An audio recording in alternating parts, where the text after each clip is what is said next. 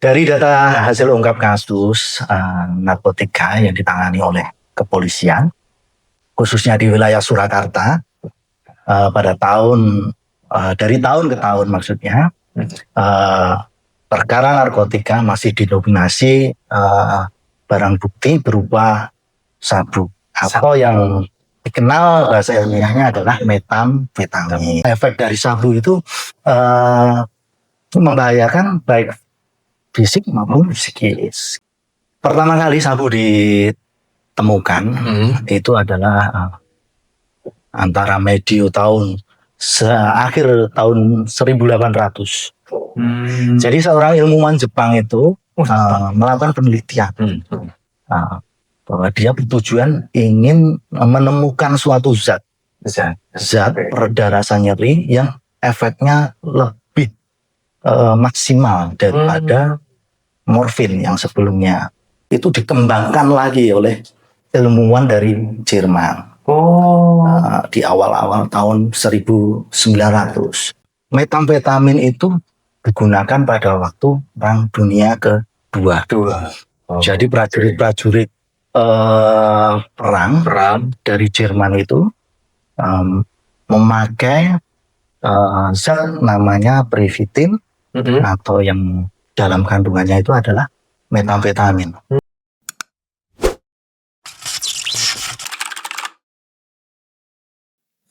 Halo Sobat Bersinam, kembali lagi di podcast Bengawan Surakarta, bebarengan ngelawan narkoba bersama BNN Kota Surakarta, bersama saya Jeffrey yang menemani Sober kali ini. Podcast kali ini agak berbeda nih. Untuk pertama kalinya BNN Kota Surakarta akan membahas sejarah singkat narkotika jenis metamfetamin atau yang sering dikenal sabu. Tapi ini bukan sabu bubur ya Mas ya? Ya. Sabu ini benar-benar narkotika jenis narkotika. Penasaran? Iya, oke. Untuk itu kita hadirkan sumber kita hari ini, Mas Arga Arditya Wardana SH, Sarjana Hukum. Silakan tepuk tangan. Beliau ini Kasih Pemberantasan BNN Kota Surakarta. Mas Arga, selamat siang. Gimana kabarnya nih? Kabar baik Mas Jeffrey. Tapi sebelumnya Mas Jeffrey, gimana kita akan sapa dulu sobat Sober di manapun. Jadi kita punya salam sehat tanpa narkoba.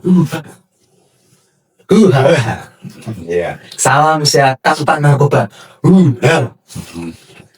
Mas Aga, sebagai ketua tim pemberantasan Kota Surakarta, dengan Kota Surakarta, tentunya Mas Aga memahami betul peredaran gelap narkotika di Kota Surakarta yang tercinta ini. Yang ingin kami ketahui itu adalah narkoba jenis apa sih yang sering disalahgunakan di Kota Surakarta ini? Baik, terima kasih Mas Jeffrey. Dari data hasil ungkap kasus narkotika yang ditangani oleh kepolisian, khususnya di wilayah Surakarta, pada dari tahun ke tahun maksudnya, perkara narkotika masih didominasi barang bukti berupa sabu atau yang dikenal bahasa ilmiahnya adalah metamfetamin. Sabu ya Mas Jeffrey ya, bukan sarapan bubur, bukan sarapan bubur. Ya, tapi ini benar-benar sabu yang membahayakan, betul, sangat membahayakan bagi tubuh kita. Bahkan tidak hanya itu, psikis juga. Karena efek dari sabu itu membahayakan baik fisik maupun psikis. Mengapa sabu, Mas? Apa sih yang orang tertarik sama sabu ini menggunakannya? Dari beberapa orang yang kita tangani, bahwasanya sabu itu sendiri banyak disalahgunakan karena ada seorang yang ingin staminanya berlipat ganda. Karena efek sabu tadi adalah stimulan. Jadi mereka itu menginginkan efek yang berupa stamina yang berlebih dari manusia yang pada normalnya. Ya.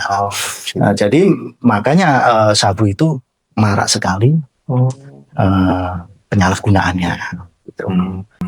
Kayak pancingan gitu ya, jadi dia untuk menambah stamina tubuh ya. Iya, betul. Nah, kembali lagi nih Mas. Sejarahnya sabu itu kok bisa ada, itu mau diceritakan? Kenapa bisa sabu itu muncul gitu?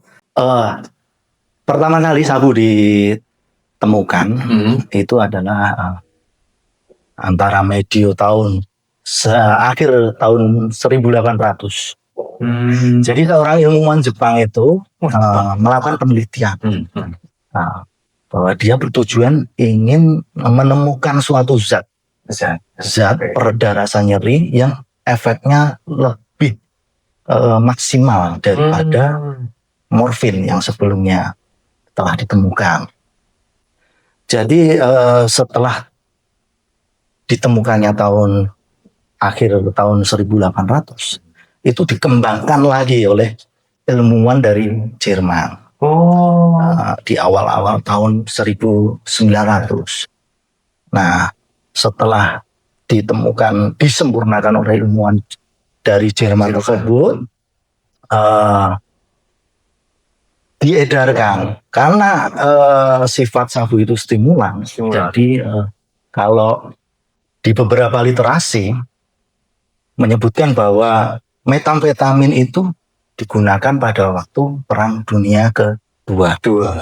Jadi prajurit-prajurit perang dari Jerman itu memakai zat namanya Privitin atau yang dalam kandungannya itu adalah metamfetamin.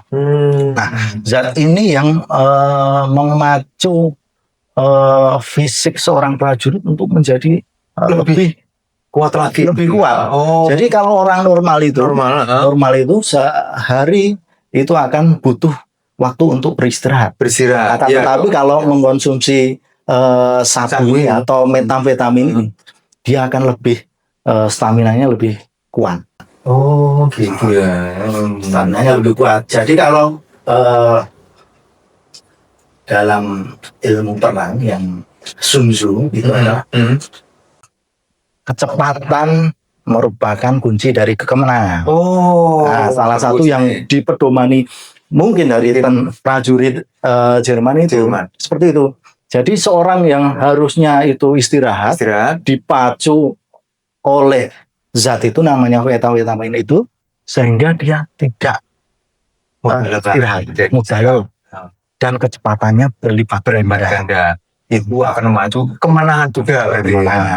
Tetapi Mas Jeffrey, metamfetamin itu memberikan efek. Ada efeknya juga. Ada efeknya. Efeknya itu buruk bagi kesehatan. Selain dapat meningkatkan stamina, juga ada efek buruknya. Efek buruknya, tentunya banyak efek buruknya daripada efek baiknya. Jadi prajurit-prajurit perang yang tadinya mengonsumsi metamfetamin itu, setelah perang usai itu menimbulkan efek pada dirinya.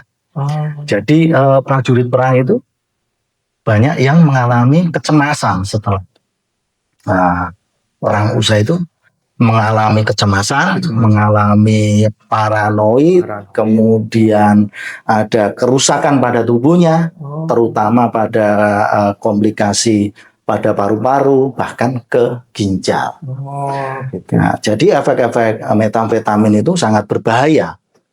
Banyak mudorotnya. Ini manfaatnya.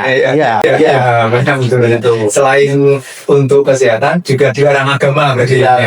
Betul. Nah, sabu sendiri itu banyak mudorotnya daripada manfaatnya. Wah, menarik fakta sabu ini, dan ternyata dampak tongganya begitu mengerikan ya Mas ya. Mas, gambaran penyalahgunaan adalah yang kayak mirip zombie itu, maksudnya gimana ini Mas?